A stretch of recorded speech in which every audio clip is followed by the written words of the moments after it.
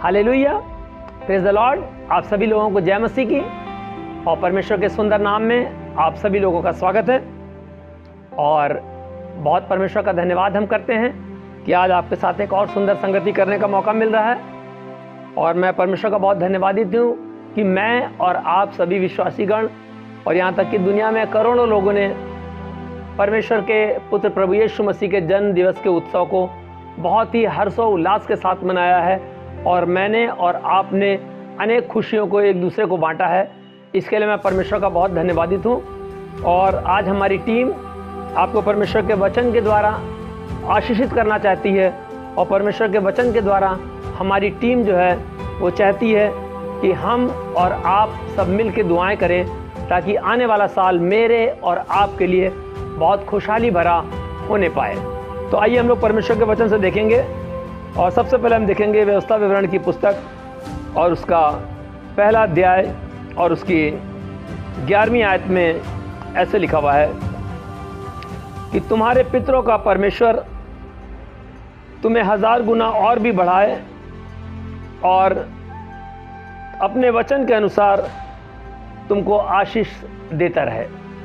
बहनों भाई, यहाँ पर इस वचन में जब हम देखते हैं तो उस समय का ये सीन है जब मूसा जंगल में इजराइलियों के साथ है और इजराइली बहुत निराश हो गए हैं। और उस निराशा के बीच में उसने जब परमेश्वर के इस वचन को उन इजराइलियों को सुनाया कि तुम्हारे पितरों का परमेश्वर अर्थात इब्राहिम, इसहाक और याकूब का परमेश्वर, जो मेरा भी परमेश्वर है, जो आपका भी परमेश्वर है, वो तुमको 1000 गुना बढ़ाए और अपने वचन के अनुसार तुमको आशीष भी देता रहे। वचन के अनुसार यानी परमेश्वर ने अपने लोगों से वायदा कर रखा है कि ना मैं तुम्हें छोड़ूंगा और ना मैं तुम्हें त्यागूंगा।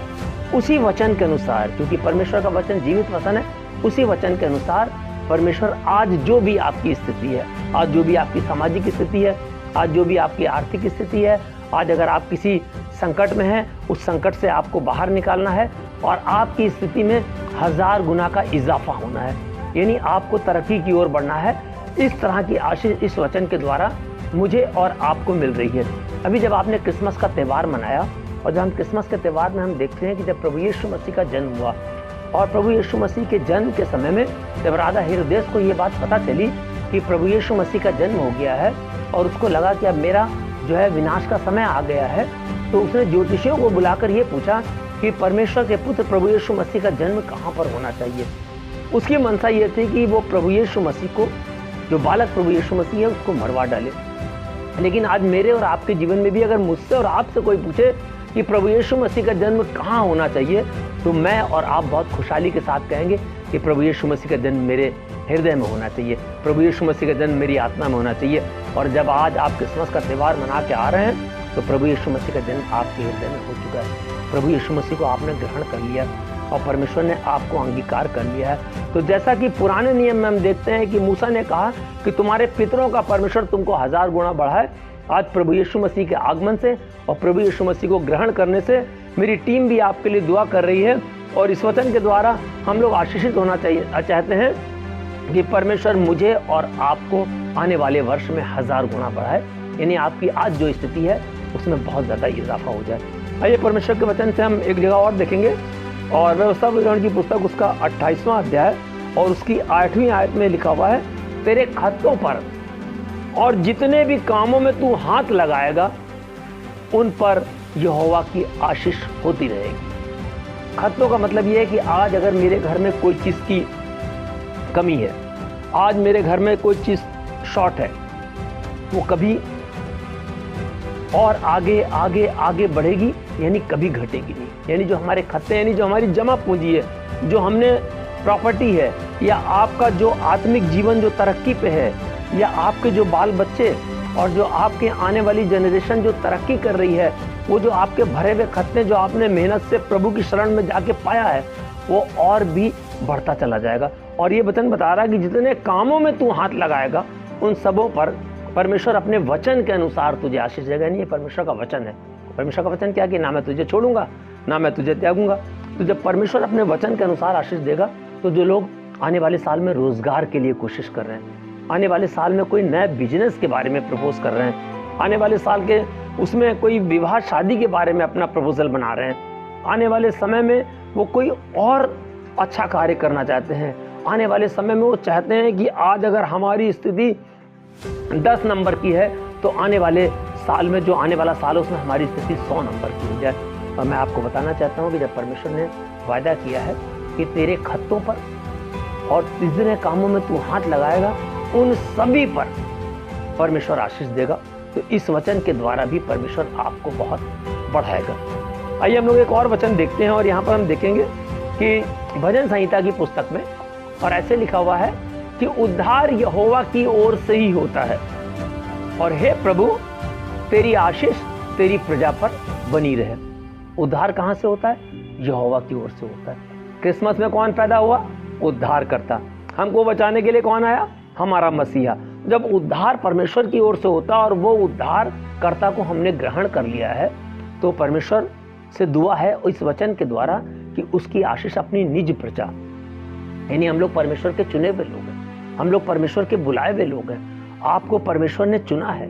यदि आज आप इस वचन को सुन पा रहे हैं तो आप ये जान लीजिए ये परमेश्वर की इच्छा है, तभी आप इस वचन को सुन पा रहे हैं। बहुत से लोग हो सकता है कि आने वाले साल का सूरज ना देख पाए, बहुत से लोग हमारे आपके बीच ऐसे रहे होंगे जो क्रिसमस नहीं मना पाए, लेकिन हम और आप खुशहाल हैं कि प्रभु के जन्म के आगमन को भी हमने मनाया और नए साल में प्रवेश करने भी जा रहे हैं। तो हे प्रभु तेरी प्रजा पर तेरी आशीष बनी रहे। बहनों भाइयों, वचन के अनुसार जब हम देखते हैं तो आशीष मेरे और आपके जीवन में कैसे बनी रहेगी, मेरे और आपके जीवन में आशीषित 1000 गुना कैसे आएगी, मेरे और आपके जीवन की चीज़ें कैसे बढ़ेंगी, हमारा आत्मिक जीवन कैसे तरक्की पाएगा, तो इसके लिए कुछ हमें सैक्रिफाइस भी करना है। और सैक्रिफाइस कोई बहुत कठिन नहीं है, आपको कहीं रुपया पैसा नहीं देना है, आपको कोई बहुत ज़्यादा मेहनत नहीं करनी है, आपको निरंतर रोज प्रार्थना करनी है, वचन को पढ़ना है, प्रभु की महिमा करनी है, प्रभु को आनंदित करना है। और जब हमारा और आपका परमेश्वर हमसे और आपसे खुश होगा तो आने वाले वर्ष में 1000 गुना मुझे और आपको आगे बढ़ाएगा। इस बारे में बहुत सुंदर तरीके से लिखा हुआ है। पहला पत्रस उसका 3रा अध्याय उसकी 9वीं आयत में बहुत सुंदर तरीके से लिखा हुआ है कि प्रभु जो मुझे और आपको आशीष देना चाहता है, तो उसमें बहुत अच्छी तरीके से लिखा हुआ है कि बुराई के बदले बुराई मत करो और ना गाली के बदले गाली दो, बल्कि तुम आशीष के लिए बुलाए गए हो और आशीष के वारिस हो। इस वजह से तुम्हें आशीष ही अपने मुंह से जो है गाली और बुराई के बदले हमको विपरीत, यानी उसके विपरीत हमको आशीष देना है, क्योंकि परमेश्वर का वचन कहता है कि तुम्हारे मुंह में श्राप और तुम्हारे मुंह में ही आशीष है। तो जब हम प्रभु के इस वचन के अनुसार दूसरों को आशीष देंगे, तो जैसे आप दूसरों के लिए दुआ करते हैं तो वो दुआ पलट के आपको लगती है। एक कहावत भी है कि अगर कोई चीज़ पलट के वापस आती है तो क्यों ना दुआएं दी जाएं ताकि पलट के हमारे पास आएँ। और बहनों भाइयों, इन वचनों के द्वारा आने वाले वर्ष में प्रभु आपको बहुत बढ़ाएं और बहुत बहुत आशीष दें। और मैं आपको बताना चाहता हूँ कि आशीषें और बरकतें आती हैं दुआ से। मांगना है जो तुम्हें, मांगो वो खुदा से। आशीषें और बरकतें आती हैं दुआ से, आशीषें और बरकतें आती हैं दुआ से।